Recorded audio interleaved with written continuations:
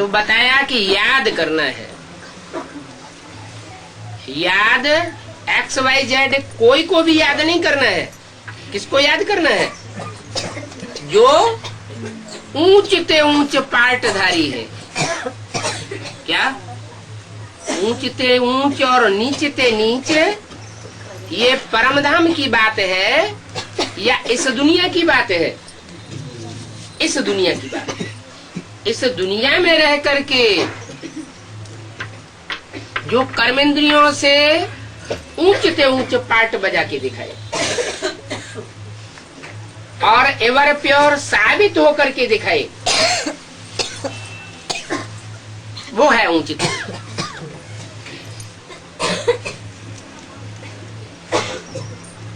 संग का रंग अगर अटैचमेंट है तो जरूर लगेगा। अगर बुद्धि डिटैच है, निर्लिप्त है, तो संग का रंग नहीं लग सकता। कर्म इंद्रियों का ये स्वभाव है कि कर्मेंद्रियों से जब हम कर्म करते हैं और बुद्धि योग कहीं दूसरी ओर लगाते हैं, तो कर्मेंद्रियां अपना भोग स्वीकार नहीं करती। सीधा सा उदाहरण है, जैसे कोई महबूब अपनी महबूबा को याद करता है, याद करते करते कारखाने में काम करता है, रास्ते में जाता है और उसकी आंखों के सामने से ढेर लोग गुजर जाते हैं, उसे कोई याद नहीं रहता। क्यों नहीं याद रहा? आंखें तो खुली हुई थी।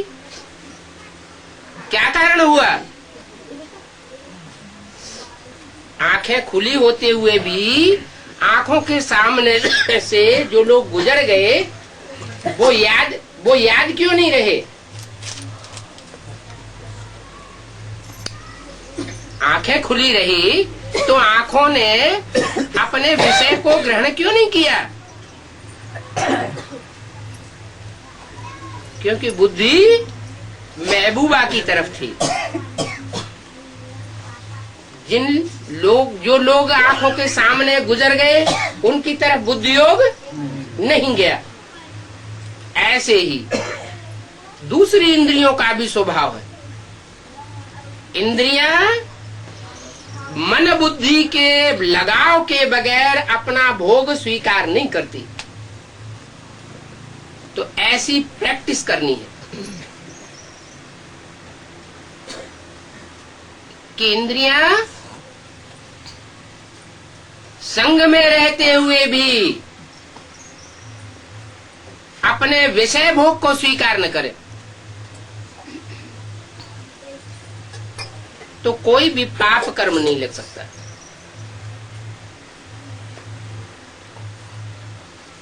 फिर इसके लिए हमको सैंपल किसको रखना है? किसी को फॉलो करना होता है तो एक सैंपल रखा जाता है। हमारा सैंपल है शिव बाबा। 2-3 रोज जैसे मनुष्य भूख हड़ताल करते हैं ना, तो इसमें भी याद करने का ऐसा सख्त पुरुषार्थ करना चाहिए। क्या? कि हमें किसी की याद न आए।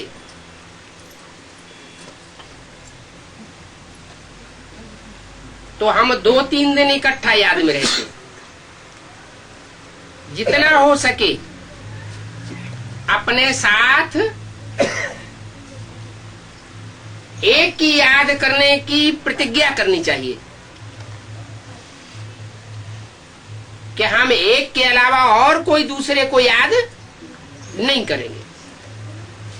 याद से अपना जमा तो कर ले वे। कैसी याद से? कैसी याद? विविचारी या अभिविचारी? अब विविचारी याद से जमा होगा। खंडित याद होती रहेगी, दूसरों के बीच में याद आती रहेगी, तो घाटा होता जाएगा। सबसे अच्छी बात यह है, चलते फिरते भोजन पर याद की टेव डाल लेनी है। क्या बैठकर याद करना वो बड़ी बात नहीं। बड़ी बात क्या है, कर्म करते हुए भी, जैसे चलते हैं, भोजन करते हैं, उस समय भी हमें याद रहे तो क्या होगा, भोजन में आसक्ति नहीं होगी। जैसे लगाव पूर्वक कोई चीज खाई जाती है तो वो चीज बार बार याद आती है, बड़ा अच्छा भोजन था, कितना स्वादिष्ट रसगुल्ला था, तो पदार्थों की भी याद आती है। जिन्हें चैतन्य आत्माओं का संग किया जाता है कर्मेंद्रियों से, वो भी याद आती है।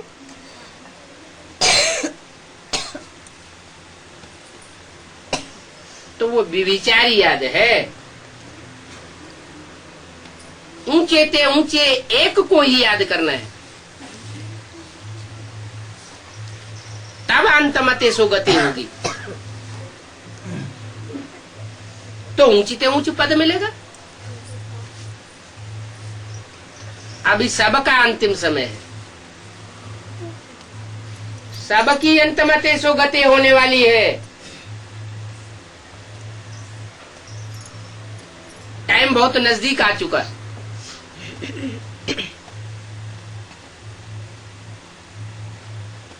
इस दुनिया का विनाश सामने खड़ा हुआ है।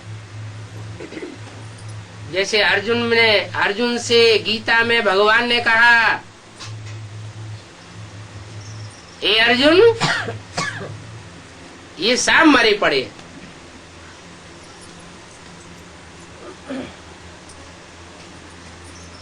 तो क्या उस समय जब शरीर छोड़ना होगा, देह का ममत्व छोड़ना होगा, विनाश के टाइम पर क्या बैठ के याद करने का मौका मिलेगा? कोई जरूरी है कि चैन से वहां बैठ सकेंगे? चारों तरफ हाहाकार होगा, भाग दौड़ मचेगी, तो उस समय बैठ के याद करने का मौका मिलेगा क्या? नहीं मिलेगा। तो क्या प्रैक्टिस करनी चाहिए? कर्म करते, चलते फिरते, भोजन करते भी याद में रहना है, लेकिन एक की याद में रहना। याद की यात्रा से तुमको फायदे बहुत है। क्या क्या फायदा होगा? एक तो अब विचारी याद की प्रैक्टिस पड़ेगी, दूसरा जितना जितना हम याद करेंगे उतना वायुमंडल शुद्ध होगा। याद के टाइम में हमारी आंखों से जो वाइब्रेशन निकलता है, जिन जिन आत्माओं पर, वस्तुओं पर वो वाइब्रेशन पड़ेगा, वो पदार्थ भी, वो आत्माएं भी पवित्र होती जाएंगी। जितना जितना हम अभी विचारी याद में रहेंगे, हमारे पाप कर्म भस्म होते जाएंगे, और जितने जितने हमारे पाप कर्म भस्म होंगे, उतना हम धर्मराज की सजाओं से बचेंगे।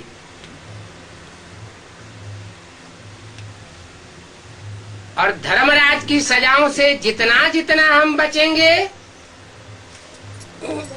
उतना उतना हमको ऊंच पद मिलेगा। जन्म जन्मांतर के लिए ऊंचा पद बन जाएगा। तो याद से कितने फायदे हैं। कहते हैं योग बल से विश्व की बादशाही मिल सकती है। तो जब सारे ही विश्व की बादशाही मिल सकती है, जो विश्व की बादशाही आज तक हिस्ट्री में बड़े बड़े महत्वाकांक्षी हुए, उन्होंने भी विश्व की बादशाही प्राप्त नहीं कर पाई। उन्होंने सोचा कि बाहुबल से हम सारी दुनिया को जीत लेंगे। हिटलर, नेपोलियन, मुसोलिनी, कोई भी विश्व के ऊपर विजय प्राप्त नहीं कर सके। ऐसी विश्व की बादशाही योग बल से प्राप्त हो सकती है, तो योग बल से क्या नहीं प्राप्त हो सकता।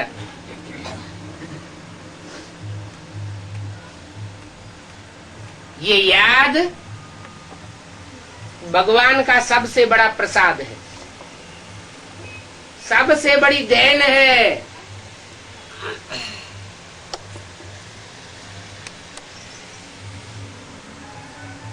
जो इच्छा करे हो मन माही, हरि प्रसाद कछु दुर्लभ नहीं। कोई भी इच्छा करो, याद के बल से वो इच्छा पूर्ण हो सकती है। याद में इतनी ताकत बताई, उस गीता में भी जो मनुष्यों की लिखी हुई है, उसमें भी बताया कि संपूर्ण 100% याद में रहने वाला सारी दुनिया का संहार कर दे, सारी दुनिया की हत्या कर दे, तो भी उसके ऊपर कोई पाप नहीं लगेगा। और इससे ज्यादा क्या हो सकता है। तो याद का प्रताप बहुत कुछ कर सकता है, निगेटिव भी कर सकता है, पॉजिटिव भी कर सकता है।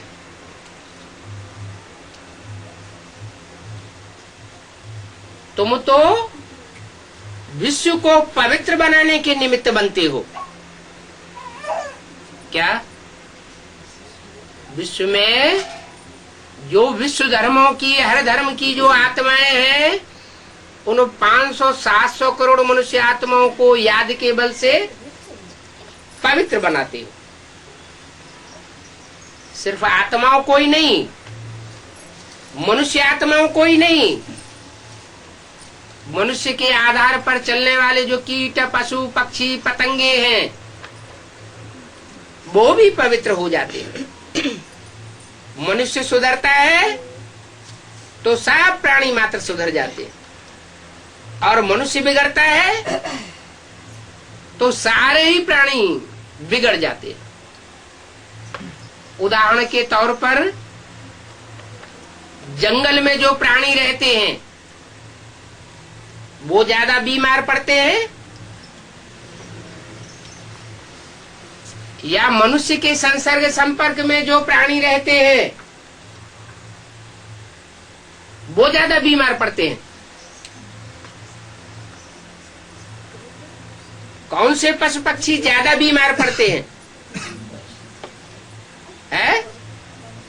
जो मनुष्य के संसर्ग संपर्क में रहते हैं वो ज्यादा बीमार पड़ते हैं। क्यों? क्योंकि मनुष्य ज्यादा विकारी हो गया है। वो विकारी वाइब्रेशन जानवरों को भी कन्वर्ट कर देते हैं, उनके वाइब्रेशन भी कन्वर्ट होते हैं। जो जितना ज्यादा विकारी बनता जाएगा उतना ज्यादा बीमार, धीमार, दुखी, रोगी, परेशान होता जाएगा।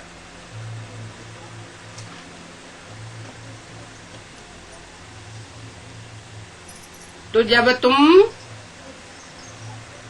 विश्व को पवित्र बना सकते हो याद की यात्रा से, तो भोजन तो कोई बड़ी बात नहीं है। क्या भोजन कहीं बाई चांस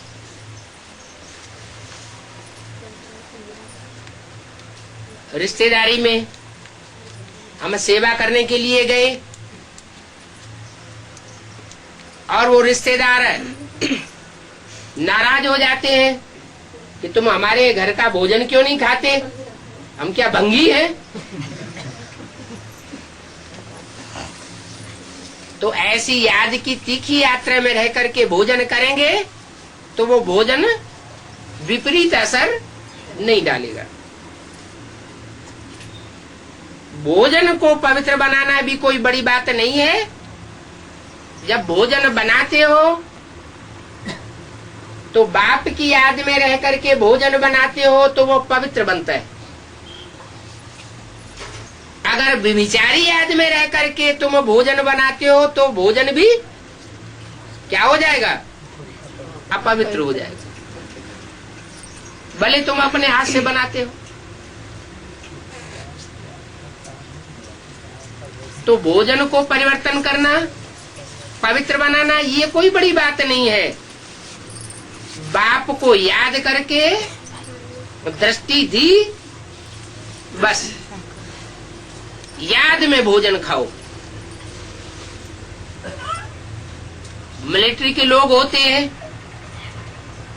उनको तो कैंटीन में खाना पड़ता है, उनको कंपल्सन है कि वो अपने हाथ से भोजन बनाकर नहीं खा सकते।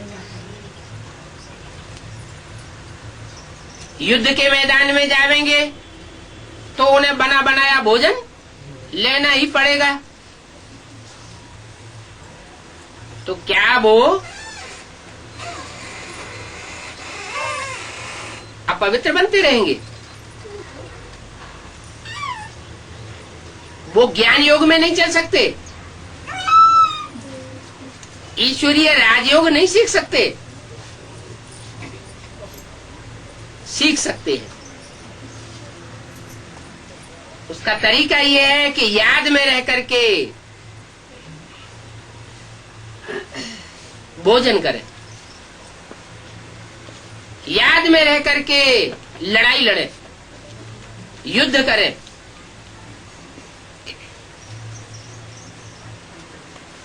मूल बात है विकार की। विकारी दृष्टि वृत्ति नहीं होनी चाहिए, इसमें खबरदार रहना है,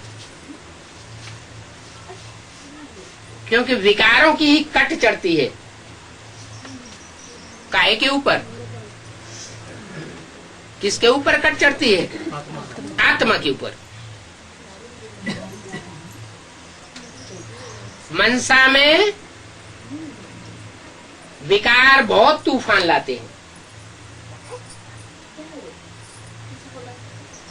विकार माना माना विपरीत, कार माना कर्म। जो श्रीमत के बरखिलाफ कर्म है वो बहुत तूफान लाते हैं।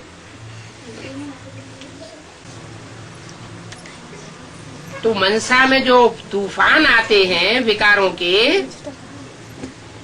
इन पर ही बहुत मेहनत करनी है।